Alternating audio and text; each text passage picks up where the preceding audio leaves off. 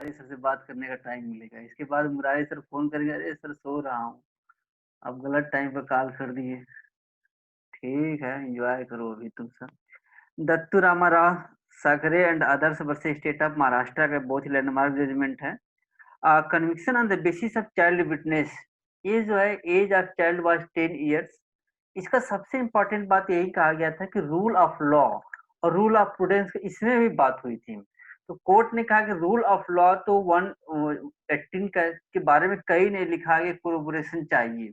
जैसे accomplice के बारे में तो था कि नहीं भाई, अगर accomplice है तो 114 बी कह रहा था, 114 इलस्ट्रेशन बी कह रहा था कि नहीं, हाँ कोलैबोरेशन चाहिए।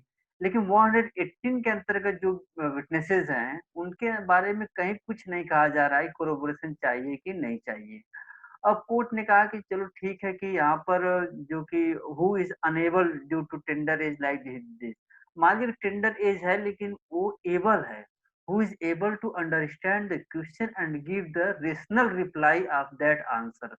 इस मैटर में क्या होगा? तो कोर्ट ने कहा कि रूल ऑफ लॉ कहता है कि यस, अगर बच्चा 6 साल का है, 7 साल का है, 5 साल का है, जो भी है, अगर वो रेशनल आंसर दे रहा है, तो आप उसके बेसिस पर कन्विक्शन कर सकते हैं, यू आर कॉम्पिटेंट। कॉम्पिटेंट तो आप हैं, लेकिन रेशनैलिटी प्रूडेंस क्या कहता है, फिर भी हम लोग जजमेंट के थ्रू इतना डेवलप कर चुके हैं कि कहीं न कहीं एक सेफ साइड लेकर के चलना होगा कि रूल ऑफ प्रूडेंस अप्लाई करें, और अगर कोलैबोरेशन हो जाए तो बेटर होगा। मतलब कोलैबोरेशन के लिए भी प्रयास करते रहना चाहिए। इसमें वर्ड है रूल ऑफ लॉ और रूल ऑफ प्रूडेंस का, इस केस में डिस्कस किया गया था। Dattu Ramarao versus state of Maharashtra का ये जजमेंट है। यहाँ पर भी पार्थ वो कर लेना, आप ओ छोटा में रहेगा, आप बड़ा कर दिया हूँ। अब इस तरह का इस केस का फैक्ट यही था, देखो child witness can be the basis of conviction. ये ठीक है कि बेसिस ऑफ कन्विक्शन तो हो सकता है। कब हो सकता है बेसिस ऑफ कन्विक्शन? इसमें बात को ध्यान में रखना होना चाहिए कि आप जब असेस करते हैं, हाँ, एक बात और आप पूछोगे सर कैसे डिसाइड करता है कोई कोर्ट कि नहीं कोई विटनेस कॉम्पिटेंट है कि इनकॉम्पिटेंट है? कोई छोटा बच्चा समझ पा रहा है कि नहीं समझ पा रहा है? तो सबसे एक मैंने 3-4 ओरिजिनल जजमेंट पढ़ा है, वो लिखता है, लोअर कोर्ट के जजेस लिखते हैं कि मैं कैसे कंक्लूड किया कि वो व्यक्ति रेशनल रिप्लाई कर सकता है टेंडर एज के बावजूद भी। तो क्वेश्चन पूछता है, छोटा-छोटा क्वेश्चन पूछता है कि मैं कौन हूँ? तुम्हारे सामने बैठा है तो कौन बैठा है? तुम्हारे चाचा कौन है? मामा कौन है? पिता कौन है? तुम किस क्लास में पढ़ते हो? मतलब कलर दे देगा, छोटी-छोटी चीज़ों से वो करेगा कि देखो आइडेंटिफ़ाई कर ले रहा है कि नहीं कर ले रहा है। अगर सब कुछ को आइडेंटिफ़ाई कर ले रहा है, कोर्ट अगर कंक्लूड कर ले रहा है कि हाँ, वो रेशनल माइंड रख रहा है, रेशनल रिप्लाई कर रहा है कि हर चीज़ का, तब उसको कंक्लूड करेगा yes, he has a rational mind. तब मेन क्वेश्चन पर फोकस जाएगा कि इसने मर्डर किया, देखे कि नहीं देखे, तब मेन क्वेश्चन होगा। पहले आपको सपोर्ट में ले लेना होगा, कन्विंस होना पड़ेगा कि नहीं वो है। इसका सबसे मेथड अच्छा मेथड यही है। तो इस तरह का है, तो इस पॉइंट को इस केस को नोट नोट डाउन कर लेना। और नेक्स्ट केस है, देखो यहाँ पे अंडरलाइन भी कर दिया हूँ थोड़ा-सा। कोर्ट ने कहा कि इस बात का भी ध्यान रखना चाहिए कि likelihood there is no likelihood of tutoring, tutoring का लाइक्लीहुड नहीं होना चाहिए। और जनरली कि कई बारों में ऐसा होता है, ट्यूटरिंग तो हर जगह की केसेज़ में होते ही रहते हैं थोड़ा बहुत। और इस तरह का एक वर्ड ट्यूटरिंग का एक वर्ड वहाँ पर भी यूज़ हुआ था, जब मैं एविडेंस का पहला एक केस डिसाइड कर रहा था। State of Maharashtra versus Prafull B Desai का केस डिस्कस कर रहा था। और जैसे कि मान लीजिए वीडियो रिकॉर्डिंग हो रही है आपकी, वहाँ पे आप बैठे हुए हैं, तो साथ में कोर्ट ने एक डायरेक्शन इश्यू किया था कि जब आप इस तरह का एविडेंस ले रहे हैं, तो साथ में ये भी ध्यान में रखना चाहिए कि जब जैसे ग्रीनबर्ग का स्टेटमेंट लिया जा रहा है, तो वहाँ पे अथॉरिटी इंश्योर करे कि ग्रीनबर्ग के पास कोई और ना हो। पता चले कि ग्रीनबर्ग बोल रहे हैं और सामने से कोई इंडिकेट कर रहा है कि ये बोलो, वो बोलो, तो इस तरह का नहीं होना चाहिए, ट्यूटरिंग नहीं होना चाहिए। हाँ, पहले या एट द सेम टाइम या इस तरह का नहीं होना चाहिए। तो कोर्ट ने इसमें भी कहा है, तो इस तरह की चीज़ें यहाँ पर भी हैं, ध्यान में रख लेना। एक केस है P Ramesh versus state representative by inspector of police दरोगा। इस केस का भी सबसे बड़ी बात यही है कि मैंने यहाँ 2 बच्चे थे, age of children of 8 years and 6 year. ये बहुत ही मतलब कि अनफॉर्च्यूनेट मदर थी। अब अनफॉर्चुनेट देखो, मैं पिछले केस में भी पढ़ा रहा था, तो मैं एक केस तुम्हारे सिलेबस में भी शायद था, मुझे थोड़ा-सा मैं भूल रहा हूँ, रविंदर का केस पढ़ा रहा था कि विमला एक लेडीज़ है जिसको कि आप ट्रेन पर लेकर के जा रहे हैं और वो हस्बैंड वहाँ किस तरह से उसका मर्डर करता है, एसिड फेंकता है। मतलब कि सबसे जानते हो, अगर मतलब कि चोट पहुँचती है गैरों से तो कम दर्द होता है, लेकिन अपनों से जब चोट पहुँचती है तो दिल टूट जाता है, वो बिखर जाता है। तो ज़्यादा वो होता है, जिस पर आप भरोसा करें वो भरोसा तोड़ दे, तो थोड़ा-सा सोसाइटी में तो अपने को भी दुःख होता है। अब यहाँ पर भी देखो एक वुमन है, अब अपने हस्बैंड पर फेथ कर रही है, बहुत अच्छा बिलीव कर रही है, सब कुछ है। और उसी का मर्डर उसी का हस्बैंड कर देता है। और ये दोनों बच्चे अपनी आँखों के सामने ही देखते हैं कि मेरा बाप मेरी माँ का मर्डर कर दे रहा है। तो इस तरह का सर्कमस्टांसेस है और बच्चे की उम्र 8 साल एक बच्चे की उम्र 8 साल होती है और दूसरे बच्चे की उम्र 6 साल होती है। और इस बेसिस पर कन्विक्शन होता है। तो फादर का यही कहना था कि जो दोनों बच्चे थे वो टेंडर एज के थे, वो कॉम्पिटेंट नहीं थे, वो रेशनल माइंड नहीं थे। 118 में टेंडर वर्ड लिखा हुआ है। तो 118 में जब टेंडर वर्ड लिखा हुआ है उसको समझने की ज़रूरत है। तो वह व्यक्ति रेशनल आंसर नहीं दे पा रहा है, समझ नहीं पा रहा है, टेंडर एज की वजह से नहीं समझ पा रहा है। मतलब टेंडर एज होने के बावजूद भी अगर समझ रहा है, सब कुछ कर रहा है, पढ़ लिख रहा है, समझ रहा है, जान रहा है, तब तो कोई बैरियर ही नहीं है। तो कोर्ट ने इन बच्चों को या वो आई विटनेस माना और इसके बेसिस पे उस व्यक्ति का कन्विक्शन किया गया था।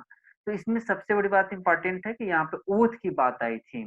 तो जब ओथ की बात आई थी तो ओथ के बारे में देखो जजमेंट भी एकदम रिसेंट जजमेंट लिया हूँ।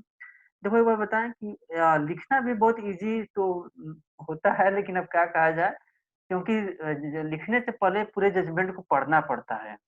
और जजमेंट को कैसे पढ़ना पड़ता है, सुमित भी एक बार पूछा कि सर आप 1 दिन में 5-6 जजमेंट कैसे पढ़ लेते हो? एक दिन मैंने पूछा, मेरे वाइफ़ बोली कि "अब क्या करते रहते हो?" मैंने कहा देखो आज बहुत पढ़ दिया, आज मैंने 40 जजमेंट पढ़ दिया। वो कहेगी झूठे बोलते रहते हो, किसी काम के नहीं हो, सिर्फ फेंकते रहते हो तुम। तो कैसे पढ़ते हैं? वास्तव में पढ़ सकते हो, आप भी पढ़ सकते हो। पढ़ने का तरीका होता है कि सिंपल सा है कि केस का नाम वेबसाइट पे डालो, इंडिया कानून पर आ जाएगा उसका नाम आ जाएगा, डेट ऑफ जजमेंट आ जाएगा। डेट ऑफ जजमेंट आते ही सुप्रीम कोर्ट ऑफ इंडिया की एक वेबसाइट है। सुप्रीम कोर्ट ऑफ इंडिया में जजमेंट का वो रहता है, जजमेंट डेली ऑर्डर जो भी आता है सब रहता है। तो जजमेंट में वहाँ पे डाल दो क्या बोलते हैं उसका डेट डाल दो, डेट ऑफ जजमेंट, वो ओरिजिनल जजमेंट आ जाएगा। हमेशा ओरिजिनल जजमेंट पढ़ने का प्रयास करो। क्योंकि जो एडिट होते हैं कहीं न कहीं करेक्शन होते हैं। अब उस जजमेंट में जैसे मान लीजिए हमें पढ़ना था चाइल्ड विटनेस के बारे में। अब ये जजमेंट कम से कम याद तो नहीं है मतलब 50-60 पेज का रहा होगा। अब हमने कुछ नहीं किया, सीधा उठा कर के चाइल्ड विटनेस डाल दिया उसी में या चाइल्ड लिख दिया। जहाँ-जहाँ चाइल्ड था, या जो भी सेक्शन था आस-पास में तुरंत मैंने कवर किया। मुश्किल से 10 मिनट लगा होगा, इस जजमेंट को मैंने पढ़ कर के क्रक्स निकाल दिया फट से। तो ऐसा तुम कर सकते हो, तुम सब बहुत स्मार्ट आदमी हो। इस केस में देखो फैक्ट ये था कि appellant was tried for the murder of his wife, simple सी बात है। During the course of trial prosecution ये सब केसेज़ हैं। मई जो भी था घटना 19 मई 2015 की है और 4 साल में जो भी हुआ। लॉ क्या कहता है? इस पॉइंट को हमने कंक्लूड किया लॉ कहता है। लॉ 2 पॉइंट है, एविडेंस कहता है कि जो भी हो और सेक्शन 4 ओथ एक्ट की बात करता है। अभी-अभी मैं डिस्कस किया था कि सेक्शन 4 ओल्ड ओथ एक्ट की बात नहीं है, न्यू ओथ एक्ट की बात है। तो इसमें कहा गया था ना सेक्शन 4 में कि 12 साल से कम का बच्चा अगर है, 12 ईयर तक का बच्चा है तो उसको ओथ दिलवाने की ज़रूरत नहीं है। लेकिन कोर्ट की रिस्पॉन्सिबिलिटी है कि इस बात को इंश्योर कर ले कि वो ट्रुथ दे रहा है फैक्ट, ट्रुथ बोल रहा है। ये नहीं कि ओथ नहीं दिलवा रहा है तो मतलब जो बोले जा रहा है उसको सुनते जाओ, नहीं, ये कोर्ट की रिस्पॉन्सिबिलिटी है। तो इन दोनों का इस केस में कंबाइंड रीडिंग किया गया था। 118 और सेक्शन 4 का कंबाइंड रीडिंग था। और इन दोनों का एग्ज़ाम में मार्क्स कैसे ज़्यादा पाओगे? मार्क्स पाने का यही एक तरीका है, किस तरह से लिखो थोड़ा-सा। ये अच्छी चीज़ें हैं। अब हम आएँगे determination of competency of child. Court कैसे डिटरमाइन करेगा कि कोई विटनेस कॉम्पिटेंट है कि नहीं है? तो कोर्ट में इसमें कहा गया था कि प्रत्येक मतलब it depends upon the fact and circumstances of the each case and it is not possible to lay down any guidelines to decide whether a person is competent और नॉट। तो कोर्ट ने इसमें कहा कि ये पॉसिबल नहीं है कि हम एक गाइडलाइन डाल दें, स्ट्रेट जैकेट फार्मूला डाल दें, जिससे कि आप उसी गाइडलाइन से आप डिसाइड कर लें कि आप कॉम्पिटेंट हैं कि नहीं है। तो इसमें इस बात को कोर्ट ने कहा था। तो इस केस में ये आया कि 118 और सेक्शन 4 ऑफ ओथेट का कंबाइंड रीडिंग क्या होगा और इफेक्ट क्या होगा और स्ट्रेट फॉरवर्ड क्वेश्चन पॉसिबल नहीं है लीड डाउन करना। और देखो अभी मैं कह रहा था कैसे डिसाइड करो ट्रूथ बोल रहा है कि नहीं बोल रहा है। Competency of witness of a child can be ascertained by questioning him or her to find out the capability to understand the occurrence, witness and speak the truth. उसे क्वेश्चन आंसर सबसे अच्छा फार्मूला होता है। Question answer उससे पूछ लो। तो question answer normal question answer पूछो, ऐसा नहीं क्वेश्चन आंसर पूछो कि ने बीटेक किया हो वही बताया। इस तरह से आप डिसाइड करते हो। एक बार डिसाइड हो गया तब आप आगे मूव करोगे। अब इस तरह से यहाँ पर ये भी डिसाइड किया गया था कि जो 118 के अंतर्गत सिर्फ हमें 2 चीज़ का ध्यान में रखना होगा। अगर दोनों चीज़ मतलब कि प्रूफ हो रही हैं, तब each and every person is competent is इमैटेरियल। तो क्या-क्या देखना पड़ेगा? 2 देखना पड़ेगा। एक क्यों देखना पड़ेगा कि जो भी क्वेश्चन है उसको समझ रहा है। अगर बच्चा है, क्वेश्चन उसको समझ रहा है तो ठीक है। और कोड का ये है एंड यहाँ पर यूज़ हुआ है। अगर वर्डिंग होता है उसका तो आर यूज़ होता है, कोई दिक्कत नहीं है। और वहाँ आंसर दे रहा है कि नहीं दे रहा है। कोर्ट ने कहा इसका केस का यही था, कोर्ट ने अगर इन दोनों पॉइंट को निकाला कि अगर 2 पॉइंट अगर प्रूफ हो जा रहे हैं, आपको कॉम्पिटेंसी क्वेश्चन समझ रहा है, आंसर समझ रहा है, ऐज इज़ इमैटेरियल। अगर मान लीजिए कि 2 साल का बच्चा है, खैर 2 साल का तो बच्चा नहीं है, ठीक से बोल पाएगा या उतना नहीं है, लेकिन एक एग्ज़ाम्पल कोट कर दिया। जो भी हो, मतलब 2 साल से लेकर के डेथ टिल डेथ तक 90, 100, 120, 50 जो भी जाता है जाने दो। मतलब अगर ये दोनों कंडीशन प्रूफ हो रहा है, समझ रहा है क्वेश्चन, आंसर समझ रहा है, तो बाकी चीज़ें सब नेग्लेक्ट हो जाती हैं। और कोर्ट ने इस केस में भी उसको कम दोनों बच्चों को कॉम्पिटेंट माना और हस्बैंड को कन्विक्शन हो गया। और इस तरह से एक मदर को जस्टिस मिला, वाइफ की तो वाले जो भी था, एक मदर को जस्टिस मिला। तो आप देख रहे हो कि यहाँ पे मैंने बहुत तेज़ी से आपको नोट्स लिखा कहा कि precise rule to lay down to decide competency can not be let let down. Precise rule to lay down to decide competency कुछ गलत है। यहाँ थोड़ा-सा गलत है भाई, घबराहट में लिख रहा था लास्ट में लिख तो पार्ट इसको नोट डाउन कर लो, ये गलत है यहाँ, सेंटेंस नहीं बन रहा है। इसका ये कहना था कि precise rule to decide competency cannot be laid down. It depends upon upon circumstances of each case. इस तरह से हमने चाइल्ड विटनेस को कवर कर लिया। तो मतलब ये हुआ कि चाइल्ड विटनेस के रिगार्डिंग अगर आपसे कोई क्वेश्चन पूछ ले कि कैसे रिप्लाई करना है, तो आप बेंथम का कोट करेंगे आप। बेंथम का कोट करते ही अब इंट्रोडक्शन स्टार्ट करेंगे। इंट्रोडक्शन में कहेंगे कि उसकी आँख, नाक, कान सब कुछ फिट होना चाहिए और 118 क्या कहता है, उसको 118 को 2 पार्ट डिवाइड करना। पहला पार्ट है कॉम्पिटेंसी, दूसरा है इनकॉम्पिटेंसी।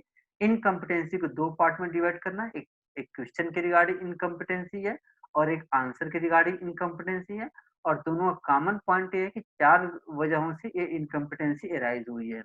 और इस पे 3 लैंडमार्क जजमेंट भी है। दत्तूराम, स्टेट ऑफ उत्तर प्रदेश, रमेश का तीनों के डिसाइड कर लेना। लुनाटी के बारे में हो गया और रेप विक्टिम के बारे में अभी-अभी मैंने डिस्कस कर दिया। State of Maharashtra versus C K Jain का एक लैंडमार्क जजमेंट है और इसमें 2 आंसर निकल कर के आए। 1 मिनट बस 1 मिनट प्लीज़ वेट। ठीक है कि माना कि रिपीट कर रहा हूँ, कुछ नहीं है तो रिपीट ही कर रहा हूँ लेकिन सुन लो, चलता है ऐसा। इस तरह का है। अ हाँ, हाँ, यही है। सीके जैन वाले केस में 2 आंसर मिलता है, 2 जगह क्वेश्चन तुम्हारा सॉल्व होगा। पहला तो क्वेश्चन सॉल्व हुआ कि वेदर रेप विक्टिम इज़ एक्कम्प्लिस और नॉट, तो आंसर निकल कर के आएगा नो।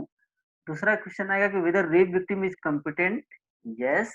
तीसरा क्वेश्चन आएगा कि whether rape victim whether conviction can be based on the whether the conviction can be based on the sole basis, yes, can be based on the sole basis. Whether there is need of the corroboration, no, there is no need of the corroboration. Next point है interested witness का। Interested witness कौन होता है? ये बहुत ही मजेदार चीज है इंटरेस्टेड विटनेस की रिगार्डिंग। सबसे इंपॉर्टेंट चीज इसमें ये निकल करके आती है इंटरेस्टेड विटनेस की रिगार्डिंग कि अगर पार्टी प्रूफ कर दे तो वो इंटरेस्टेड विटनेस है, उसका वैल्यू ही खत्म हो जाता है, उसके बेसिस पर कन्विक्शन नहीं हो पाता है।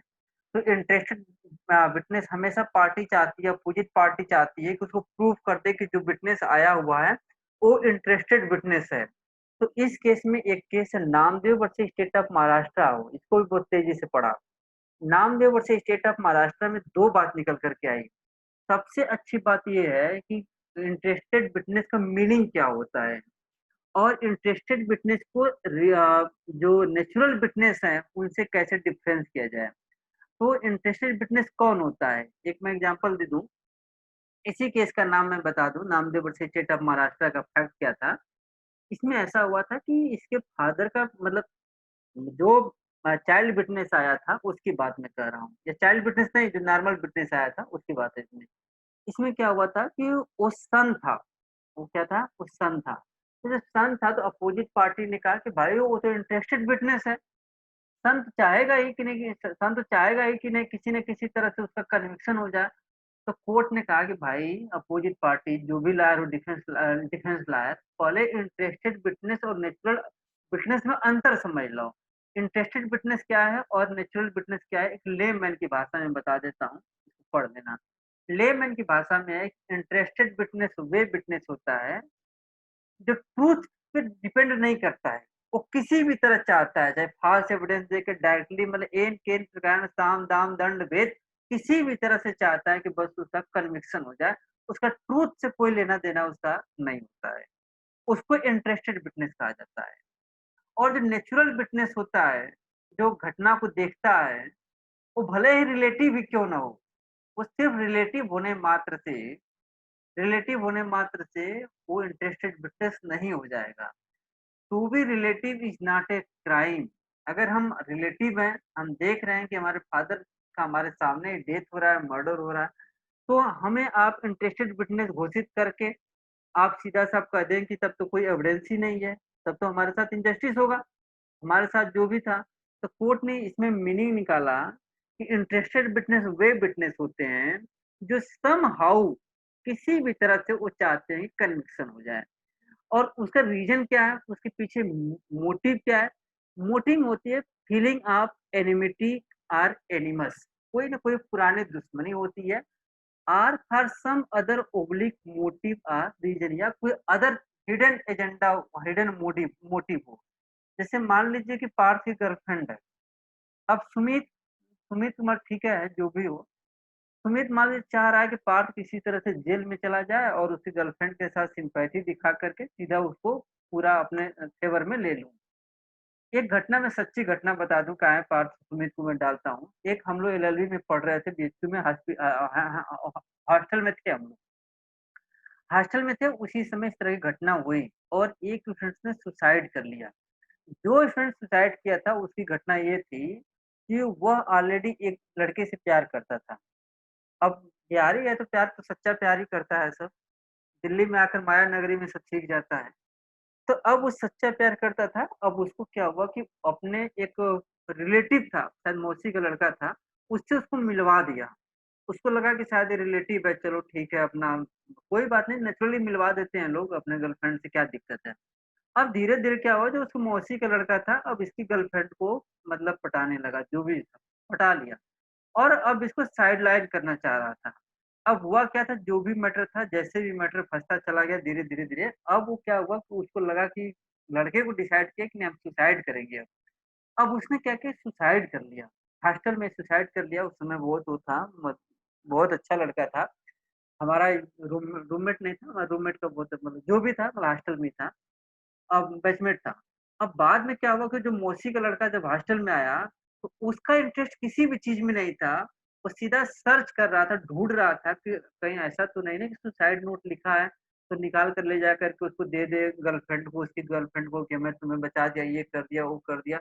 इस तरह की सिम्पैथी क्रिएट करने का अगर कोई प्रॉब्लम हो या इस तरह की कोई घटना आ जाए, तो कोई इस तरह का व्यक्ति मान लीजिए कि उसने तो सुसाइड कर लिया या कोई इस तरह के व्यक्ति उसे फँसा करके जेल में डाल देना चाहता है, फांसी की सज़ा दिलवा देना चाहता है। इस तरह का कोई अगर विटनेस होगा तो उसको इंटरेस्टेड विटनेस कहा जाएगा। क्योंकि कोर्ट ने इसमें एक वर्ड यूज़ किया है कि इंटरेस्टेड विटनेस वे होते हैं, जो या तो कोई दुश्मनी रखते हों या तो दुश्मनी किसी या कोई अदर मोटिव हो चलो भाई तुम्हें फँसा करके 10 लाख वसूल लूँगा या तुम्हारी गर्लफ्रेंड से शादी कर लूँगा, या बहुत सारी चीज़ें होती हैं। आदमी क्या करता है कि सिम्पैथी भी अच्छी चीज़ नहीं होती है। सिम्पैथी के भी कई हिडन एजेंडा होते हैं। इस पर भी ध्यान तुम लोग रखना। क्रिमिनल के स्टूडेंट्स को हमेशा सतर्क रखो। अब कोर्ट ने कहा कि नेचुरल क्या होता है? कोर्ट ने क्लोज़ रिलेटिव नेचुरल कैटेगरी में आएँगे रादर देन इंटरेस्टेड में। अब कोर्ट ने कहा कि in this case Supreme Court observed in our judgement a witness who is relative of the deceased, जो डिसीज का रिलेटिव हो, जैसे मान लीजिए बहन है, भाई है, पत्नी है, माँ है, बाप है, या विटनेस का रिलेटिव हो, या विक्टिम का, डिसीज जो मर गया या विक्टिम का रिलेटिव है, उसको can not be characterised as interested, उसको इंटरेस्टेड के रूप में नहीं आप कैटेगराइज करेंगे, और उसके नेचुरल विटनेस के रूप में आप कैटेगराइज करेंगे। A close relative who is a very natural witness cannot be regarded as a interested witness, वो नेचुरल कहलाएंगे रादर देन इंटरेस्टेड विटनेस कहलाएंगे। तो इस तरह से सन ने अपने फादर का मर्डर होते हुए देखा, उसके इस बात का कि वो सन है, इस वजह से उसका एविडेंस को डिसरिगार्ड कर दिया जाए, ये एक्सेप्टेबल नहीं होगा। तो इस तरह का पॉइंट यहाँ पे निकल करके आया, और इंटरेस्टेड विटनेस का डिफिनेशन का ये सबसे लैंडमार्क जजमेंट है जिसमें मीनिंग बताया गया था। और देखो जजमेंट भी 2007 का है। Namdev versus state of Maharashtra. Namdev नाम में क्या रखा है। अब देखो क्वेश्चन था ऑब्जेक्टिव का, जो ऑब्जेक्टिव क्वेश्चन कॉम्पिटिटिव में आए हुए हैं, और उनका लेवल नहीं था, कोई क्वेश्चन का लेवल नहीं था। 10-15 क्वेश्चन मैंने देखा, कोई ये क्वेश्चन था कि चाइल्ड विटनेस कब एविडेंस दे सकता है, तो सिंपल सी बात है, कब दे सकता है, कब नहीं दे सकता है। तो दोनों कंडीशन होना चाहिए, क्वेश्चन न समझ पा रहा हो और आंसर न दे पा रहा हो, तो दोनों तो ये सब चीजें मैंने उचित नहीं समझा ऑब्जेक्टिव फ्रेम करने का। लेकिन एक क्वेश्चन में थोड़ा सा ऐसे ही टाइम पास लिख दिया कि who among the following is treated absolutely incompetent witness under section 180। Lunatic? नहीं, लुनाटिक एब्सोल्युटली नहीं है। क्यों नहीं है? क्योंकि लूसिड इंटरवल के दौरान यह एविडेंस दे सकता है, मतलब पार्शियल इनकम्पिटेंसी है rather than absolutely. Child of tender as? नहीं, कुछ चाइल्ड जो है बहुत ही स्मार्ट होते हैं, कुछ चाइल्ड बहुत ही भोदू होते हैं, कुछ भी बताओ समझ नहीं पाएंगे क्या हुआ क्या नहीं हुआ, वो खाए पिए सो गए। तो इस तरह के हैं, तो दोनों तरह के थे। एब्सोल्युटली ये नहीं कहोगे कि माइनर का चाइल्ड है, 7 ईयर का चाइल्ड है, सारे इनकम्पिटेंट है, नहीं, ये एब्सोल्युटली नहीं है। It depends upon facts and circumstances of the case. Person of extreme old age, घर के जो बुजुर्ग होते हैं, कई बुजुर्ग तो समझ नहीं पाते हैं, और कई बुजुर्ग बहुत आसानी से समझ जाते हैं। जैसे घर पे पैर उठा करके पड़ोसन के घर की तरफ पैर उठा कर रखोगे, तुरंत समझ जाओगे कि तुम्हारा पैर कहाँ लड़खड़ा रहा है, कहाँ भटक रहे हो।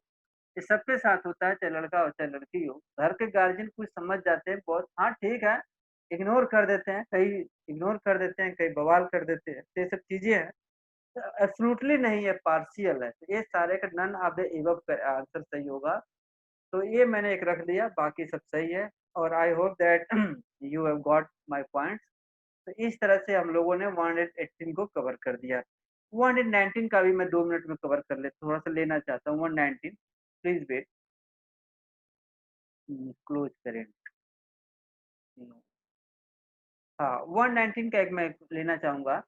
सबसे पहले 119 के बारे में ये कहना चाहूँगा कि ये देखिए आप फुटनोट है, और मैं इसको इंडिया कोर्ट की वेबसाइट से डाउनलोड किया हूँ, और इसमें सब कुछ सिस्टमैटिक है। इसमें कहा गया है, आप जब आप फुटनोट में जाएँगे तो 2013 में अमेंडमेंट हुआ है। फुटनोट देखिए आप, ये फुटनोट में सीधा-सीधा कह रहा है कब अमेंडमेंट हुआ है, सब्स्टिट्यूटेड। देखिए सब्स्टिट्यूट जब होगा तो इसका मतलब सब्स्टिट्यूट और इंसर्ट में अंतर होता है। इंसर्ट अगर रहेगा तो पहली बार उसको लेकर के डाला गया, लाया गया पहली बार, और सब्स्टिट्यूट होगा तो इसका मतलब पहले था ही, उसमें कुछ फेर-बदल किया गया है। जैसे फ़ोटो होता है ना, फ़ोटो में गोरा-काला कर देते हो, दिखोगे एकदम ब्लैक ब्लैक, और ऐसा दिखोगे कि ऐश्वर्या राय को फेल कर दोगे। तो ऐसे ही रहता है विटनेस, इसमें क्या है सब्स्टिट्यूट हुआ है। वर्ड 19 क्या है सब्स्टिट्यूट। सबसे इम्पोर्टेंट क्या सब्स्टिट्यूट हुआ है, 2 पार्ट सब्स्टिट्यूट हुआ है। पहला पार्ट था कि यहाँ पे वर्डिंग जो था डम्ब विटनेस रखा जाता था। क्या रखा जाता था? Dumb witness. तो डम्ब विटनेस, तो कोर्ट को लगा कि डम्ब विटनेस वर्ड एप्रोप्रिएट नहीं है। जैसे हम लोग आजकल देख रहे हैं कि जो जो हैंडीकैप्ड हैं, उनके लिए हैंडीकैप्ड वर्ड यूज़ नहीं हो रहा है, डिफरेंटली एबल्ड वर्ड यूज़ हो रहा है। तो अच्छा भी है, differently abled, yes they are competent in different area.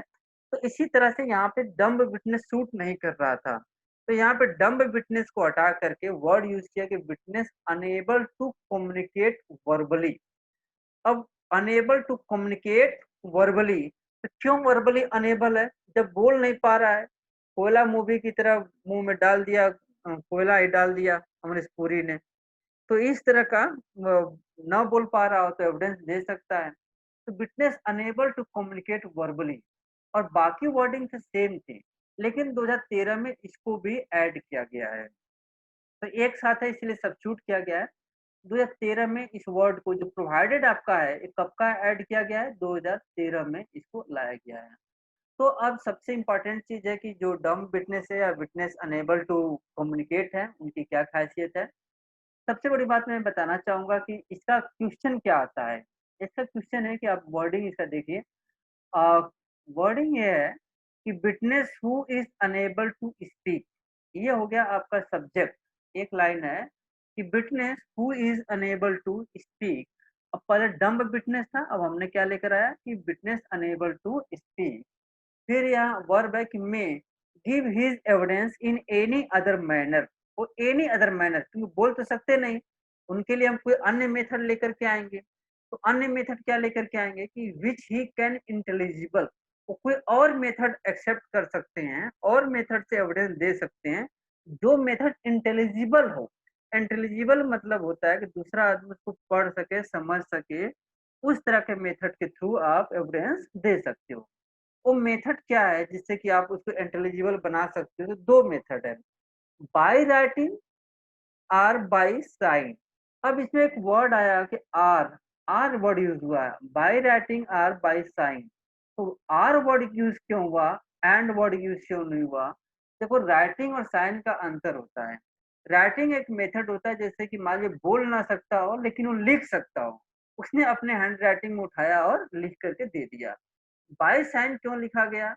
By sine लिखा गया जैसे मान लीजिए वो अनपढ़ है, लिख नहीं पाएगा, लिखने में सक्षम नहीं है, तो दूसरा आदमी लिख दिया, उसको पढ़ कर के सुना दिया, उसने कहा हाँ चलो ठीक है और लास्ट में नीचे उसने साइन कर दिया। तो यहाँ पे एक वर्ड यूज़ होता है कि बाय राइटिंग मतलब खुद ही उसने लिख कर के दे दिया और बाय साइन अगर लिखने में सक्षम नहीं है, तो उसने दूसरे के द्वारा लिखे हुए व्यक्ति के द्वारा वो वहाँ पे साइन कर दिया।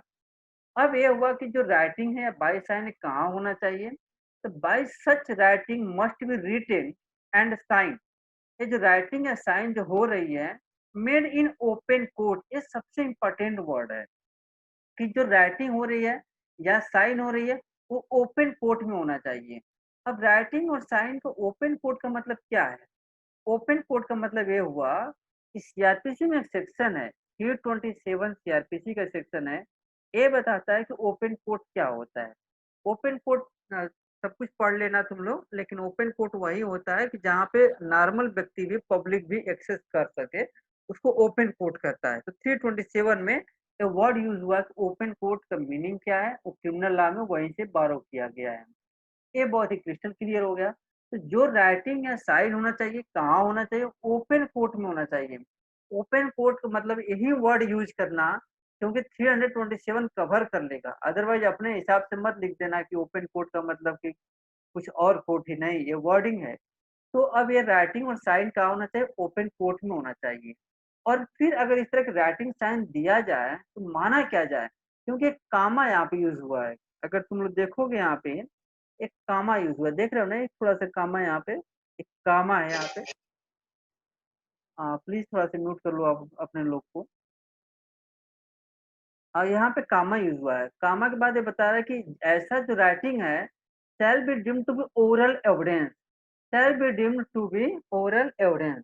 देखो राइटिंग तो दिया जा रहा है, लेकिन ओरल क्यों माना जा रहा है? ओरल के कहने से ये होगा कि जो वर्डिंग है, जो वर्ड है, डीम्ड, शैल बी डीम्ड। ये शैल बी डीम्ड एक वो है, फिक्शन है। ये क्या है? ये फिक्शन है। जब जूरिस्प्रूडेंस पढ़ोगे तो फिक्शन आया होगा। एक फिक्शन के माध्यम से लॉ एक फिक्शन के थ्रू क्रिएट करके राइटिंग को यहाँ पे ओरल मान दिया। अब राइटिंग को ओरल मान देने का क्या फ़ायदा होगा, क्या नुकसान होगा, एक मैं बताऊँगा। अब तुम्हें आना होगा अब एविडेंस में, ओरल एविडेंस और डॉक्यूमेंट्री एविडेंस। जब ओरल एविडेंस होगा, तो हम 59 और 60 से कवर कराते थे। लिखना थोड़ा मुश्किल हो रहा है, इसलिए थोड़ा-सा मुझे प्रॉब्लम आ रही है। जब ओरल एविडेंस लेंगे आप, तो यहाँ पे 59 और 60 से कवर करा देंगे, 59 और 60 से कवर करा देंगे। लेकिन सबसे बड़ी बात ये है कि जब डॉक्यूमेंट्री एविडेंस प्रेजेंट रहेगा, कोई और अथॉरिटी रहेगी तो ओरल एविडेंस पर प्रिवेल कर जाएगा।